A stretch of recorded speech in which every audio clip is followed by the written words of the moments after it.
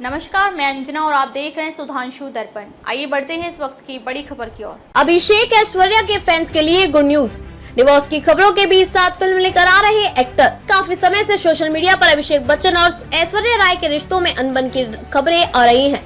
ऐसा कहा जा रहा है कि दोनों तलाक लेने वाले हैं। हालांकि कपल और परिवार की तरफ से इस मामले में कोई टिप्पणी नहीं की गई है। अब खबर आ रही है कि दोनों ऑन स्क्रीन एक फ्रेश चैप्टर की शुरुआत करने वाले हैं। कहा जा रहा है कि जाने माने डायरेक्टर मणि रत्नम कपल को दोबारा एक फिल्म के लिए कास्ट करने की तैयारी में है। ये जोड़ी उन्हीं की फिल्म गुरु में साथ नजर आई थी। फैंस इस खबर से काफी ज्यादा खुश हैं। उनका मानना है कि कपल के बीच की दूरियां बेशक खत्म हो चुकी हैं। सबसे पहली बार गुरु में साथ किया था काम। मणि रत्नम की गुरु ऐश्वर्या राय बच्चन और अभिषेक बच्चन को साल 2007 में तब साथ लेकर आई थी जब वे शादी के बंधन में बंधे थे।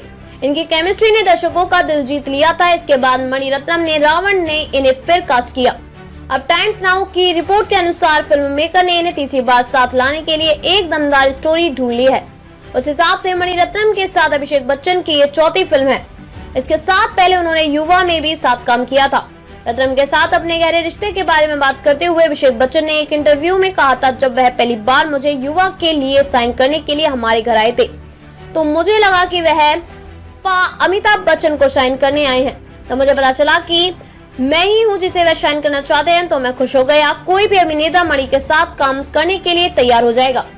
मुझे इस बात पर बहुत गर्व है कि उन्होंने मुझे अब तक 3 बार अपने सिनेमा के लायक पाया। बता दें कि इससे पहले साल 2014 में भी इसी तरह के दावे सामने आए थे। हालांकि तब अभिषेक ने एक ट्वीट करके अपने अफवाहों पर लगाम लगा दिया था। अभिषेक ने ट्वीट किया, ओके तो मुझे पता मैं तलाक ले रहा हूँ। मुझे बताने के लिए धन्यवाद। क्या आप मुझे बताएंगे कि मैं दूसरी शादी कब कर रहा हूँ? राहुल अभिमन्यु ओपनिंग पर हुए फ्लॉप। ऑस्ट्रेलिया के सामने भारत का निकला दम, कैसे जीतेंगे बॉर्डर गावस्कर ट्रॉफी। नई दिल्ली, भारत को ऑस्ट्रेलिया के बीच 5 मैचों के टेस्ट सीरीज का आगाज 22 नवंबर से होने जा रहा है।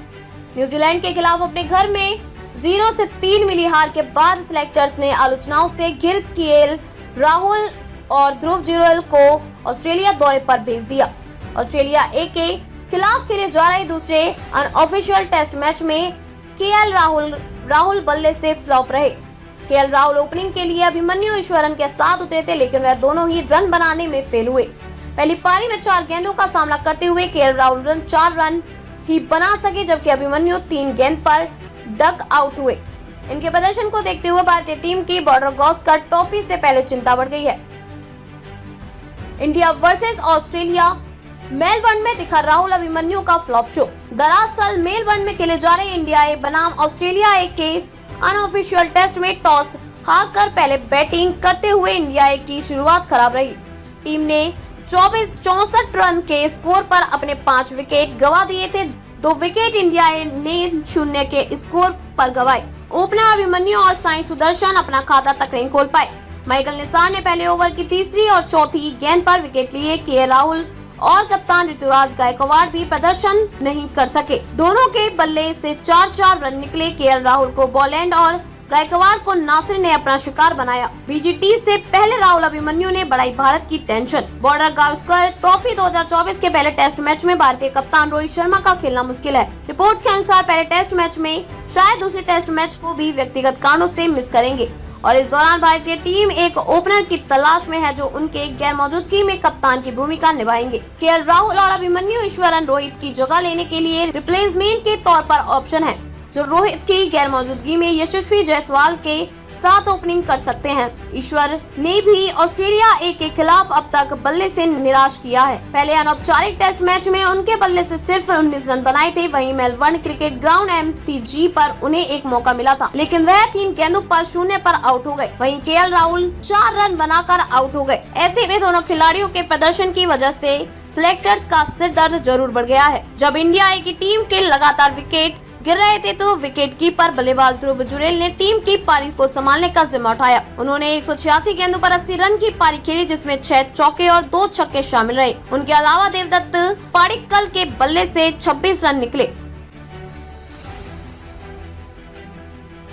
वक्फ बिल पर जल्दबाजी में रिपोर्ट दाखिल न करें GPC पर्सनल लॉ बोर्ड ने व्यक्त की अपनी आपत्तियां। All India Muslim personal law board ने वक्फ संशोधन विधेयक पर संयुक्त संसदीय समिति के रुख पर अपनी आपत्तियां व्यक्त की हैं और समिति से सभी पक्षकारों को धैर्यपूर्वक सुनने का अनुरोध किया है। बोर्ड ने कहा कि वे अपने निहित उद्देश्यों के लिए प्रक्रिया में जल्दबाजी न करें और न ही जल्दबाजी में अपनी रिपोर्ट दाखिल करें।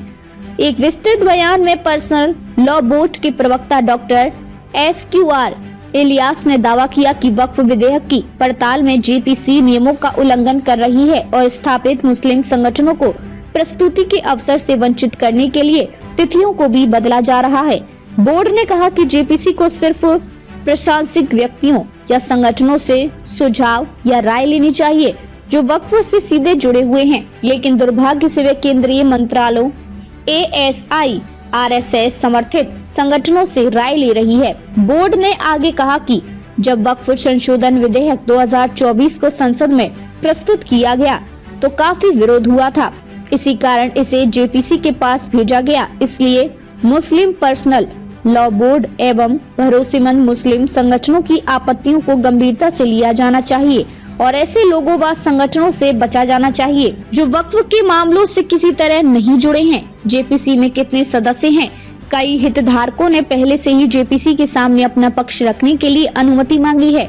उन्हें बुलाने की तारीख भी तय की जा सकती है। JPC में लोकसभा के 21 और राज्यसभा के 10 सांसदों समेत कुल 31 सदस्य हैं। पिछली बैठक में TMC नेता ने तोड़ी थी बोतल।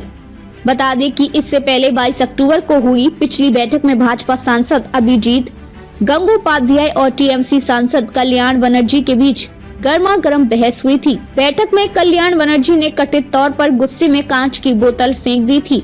बोतल फेंकने की वजह से उनके हाथ में चोट लग गई। जानकारी के मुताबिक उनके हाथों में 4 टांके लगे। इसके बाद कल्याण बनर्जी को एक दिन के लिए बैठक से निष्कासित कर दिया गया था।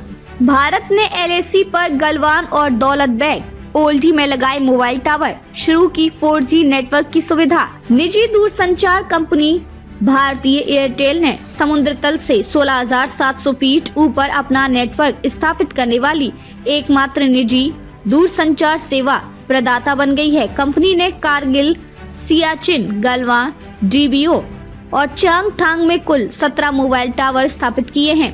भारत लद्दाख में चीन से लगती वास्तविक नियंत्रण रेखा LAC पर स्थित सबसे चुनौतीपूर्ण क्षेत्रों में कनेक्टिविटी को लगातार बढ़ावा दे रहा है।